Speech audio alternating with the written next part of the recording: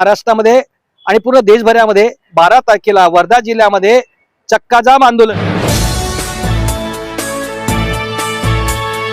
Breaking Vidarbha, अंदाज तोच वृत्त नव्हे। अंगणवाडी कर्मचाऱ्यांच्या केंद्र सरकारने तोंडाला पुसले पाने। केंद्र शासनाच्या बजेटमध्ये अंगणवाडी कर्मचाऱ्यांसाठी कुठलीही तरतूद केली नसल्याने अंगणवाडीच्या महिला कर्मचाऱ्यांमध्ये नाराजीचा सूर व्यक्त होत आहे। त्यामुळे काळा फिती लावून या बजेटच्या वर्ध्यात निषेध करण्यात आलाय। अंगणवाडी कर्मचाऱ्यांना भरघोस मानधन वाढ केली जाईल असे आश्वासन केंद्राकडून दिले गेले होते, परंतु या बजेटमध्ये महिला कामगारांना 1 रुपयाची वाढ सुद्धा केलेली नाही। यात अंगणवाडी, आशा गट प्रवर्तक, शालेय पोषण आहार कर्मचारी, आरोग्य विभागात काम करणाऱ्या अंशकालीन स्त्री परिचर यांना कुठलीही वाढ करण्यात आलेली नसल्यामुळे या महिलांमध्ये रोष व्यक्त होतोय। जिल्हाधिकारी कार्यालयाजवळ काळी फीत लावून अंगणवाडी महिला कर्मचाऱ्यांकडून या बजेटचा निषेध करण्यात आलाय।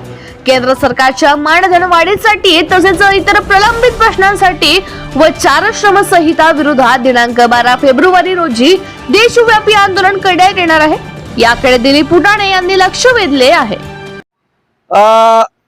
आता नुकताच भारत सरकारच्या केंद्र सरकारच्या बजेट आता नुकतंच साजरा झालेला आहे।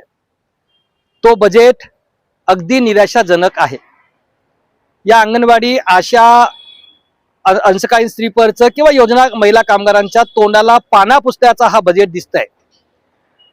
केंद्र सरकारकडे अंगणवाडी कर्मचाऱ्यांच्या संदर्भात, आशाच्या संदर्भामध्ये आणि अंशकालीन स्त्री परिचरच्या संदर्भामध्ये अनेक बैठका केंद्र सरकारकडे झाला। स्वतः बैठकीला माननीय पंतप्रधान नरेंद्र मोदी साहेब उपस्थित होते। त्यावेळेस माननीय नरेंद्र मोदी साहेब आणि वित्तमंत्री सीतारामन यांनी सांगितलं होतं की यावेळच्या बजेटमध्ये आम्ही अंगणवाडी, आशा, शालेय पोषण कर्मचारी, अंशकालीन स्त्री परिचर ज्या अल्पशा मानधनावर काम करतात त्यांना भरघोस आम्ही मानधन या बजेटमध्ये करणार आहोत। परंतु महिला बाल विकास विभागाचा जो बजेट आहे तो उलट बजेट कमी करण्यात आलेला आहे। शिक्षणावरचा बजेट कमी करण्यात आलेला आहे। म्हणजे सरकारला शिक्षणाचा आणि महिलांचा काही लेणं देणं नाही असं या ठिकाणी दिसत आहे। आणि म्हणून हा जो बजेट आहे, केंद्र सरकारने सादर केलेला बजेट आहे, हा अंगणवाडी, आशा, शालेय पोषण कर्मचारी, अंशकालीन स्त्री परिचर यांच्या तोंडाला पाने पुसण्याचा बजेट या सरकारने केलेला आहे असा मत आम्ही या ठिकाणी आयटेकच्या वतीने व्यक्त करतो। देशातल्या 11 कामगार संघटनांनी जे काही या केंद्र सरकारने राज्य घटनेमधल्या ज्या काही 45 कामगार कायदे होते त्याला बदलवून फक्त 4 श्रमसंहिता या ठिकाणी त्यांनी आखलेल्या आहेत। त्याचा संपूर्ण निषेध करण्यासाठी म्हणून महाराष्ट्रामध्ये आणि पूर्ण देशभरामध्ये 1 दिवसाचा संप आणि सत्याग्रह करण्याचा निर्णय या देशातील 11 कामगार संघटनांनी घेतलेला आहे। त्याचा भाग म्हणून आयटक या जिल्ह्यामध्ये काम करते आहे। आणि त्याबरोबरच मागच्या 4 वर्षापासून सुप्रीम कोर्टाने दिलेल्या आदेशानुसार अंगणवाडी कर्मचाऱ्यांना ग्रॅज्युटी देण्यात यावी, राज्य सरकारने मान्य केल्याप्रमाणे पूर्ण मानधन वाढ त्यांना देण्यात यावी, आजारपणाच्या रजा देण्यात याव्या, दरमहा पेन्शन देण्यात यावी, या मागणीसाठी आम्ही 12 तारखेला वर्धा जिल्ह्यामध्ये चक्काजाम आंदोलन आम्ही या ठिकाणी करणार आहोत। ते कुठे करणार आहोत हा नंतर आम्ही कळवू। आणि निश्चितपणे या सरकारने जर या असंघटित कामगारांच्या प्रश्नावर दखल घेतली नाही तर हा मोठा आंदोलन 12 फरवरीला या आपल्या जिल्ह्यामध्ये होईल असं मी आयटेकचा राज्य सचिव या ठिकाणी सांगू इच्छितो। मी वंदना गौतम खोब्रागडे, अंगणवाडी सेविका। ज्या बजेटमध्ये आम्हाला अजूनही 10 वर्ष झाले, बजेटमध्ये त्यांनी जे आम्हाला लागू केले होते मागण्या, आणि जो आम्ही मागण्या लागू केल्या होत्या त्या आम्हाला अजूनहीपर्यंत 10 वर्ष झाले अजूनहीपर्यंत आम्हाला मिळालेले नाही। आणि सरकार आम्हाला वेळोवेळी एवढे कामं देते की आणि आश्वासन देते, इतके आम्ही मोर्चे काढले, 2-2 महिने आंदोलन केले, तरी पण आम्हाला अजूनही त्यांच्याकडून 1ही रुपया मिळाला नाही।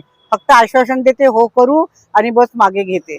नंतर मग आम्हाला जे आता जे लाडकी बहिणीचे हे आहे, जे आम्हाला लाडकी बहिणीचे त्यांनी नियम लावले की बा सगळे जण म्हणतात की अंगणवाडी सेविकेकडे जा आणि अंगणवाडी सेविकेकडे फॉर्म भरा, पण याच्या आधी आम्ही जो अंगणवाडी सेविकेंनी लाडकी बहिणीचा आम्ही फॉर्म भरले होते तेव्हा आम्ही कामं केले, पण आता ते म्हणतात की बा अजून तुम्ही लाडकी बहिणीचे फॉर्म अंगणवाडी सेविकेकडे आले।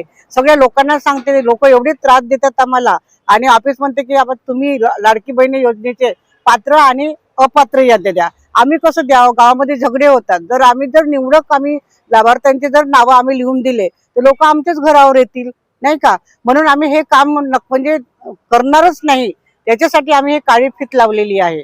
आणि एवढं संकट आहे ह्या कामापासून. सकाळी उठलं का चालल्या, संध्याकाळी उठलं का चालल्या, एवढे फोन येतात त्या लाडकी बहिणीसाठी.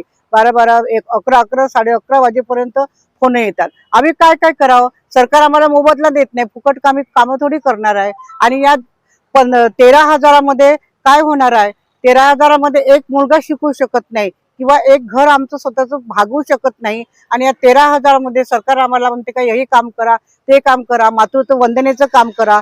आणि मातृत्व वंदनेचं काम सुद्धा आम्ही करायला तयार नाही आहे, कारण एवढं आम्ही संतापलेलं आहे या कामामुळे. तर ह्या 13,000 मध्ये आम्ही काम करणार. त्यांना करून बघा म्हणा. आम्हाला पूर्ण म्हणजे आम्हाला मोबदला द्या ना कामाचा. ह्या लाडकी बहिणीचे काम मिळून राहिले आम्हाला. आम्हाला लाडकी बहिणीचे 5 रुपये सुद्धा मिळून नाही राहिले. आणि सगळे लोक आमच्याकडे येतात, आम्ही पूर्वशालेय शिक्षण कोणतं द्यावं त्या शाळेमध्ये. जर आम्ही पूर्वशालेय आणि ऑफिस म्हणते की पूर्वशालेय शिक्षण द्या मुलांना. जर तुम्ही हे जर आमच्या अंगणवाडी सेविकेकडे हे कामं लावले तर आमच्या समोर कोणता वेळ आहे मुलांना शिकवायला. आम्ही जेव्हा अंगणवाडी उघडतो तेव्हापासून लोक चालले लाडकी बहिणीसाठी आम्हाला फॉर्म भरायचा आहे.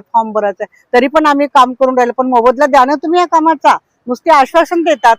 इतके मानधन नाही वाढवले केंद्र सरकारनं अजूनपर्यंत. आम्हाला मानधन नाही वाढवलं. आम्हाला फक्त महाराष्ट्र राज्य सरकारचेच पैसे येते. अजूनही अर्ध मानधन आमचं थांबवलेलं आहे.